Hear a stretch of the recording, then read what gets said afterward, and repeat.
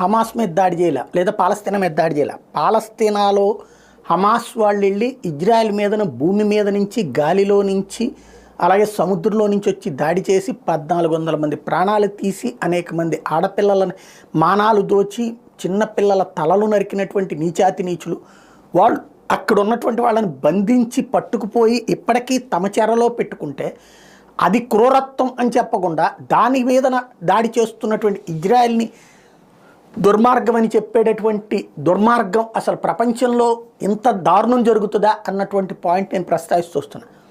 Jordan ఈ Hamas తీవ్రవాదులకి మద్దతు పలికేటటువంటి దేశానికి సంబంధించిన రాజు ఇప్పుడు ఓ స్టేట్మెంట్ ఇచ్చాడు. ఇజ్రాయెల్ని తప్పుబడుతూనే ఈ హమాస్ చేసిన, ఇజ్రాయెల్ మీద చేసిన దాడిని, ఆ దుష్కృత్యాన్ని ప్రపంచంలోని ఏ ముస్లిము కూడా సమర్థించడు.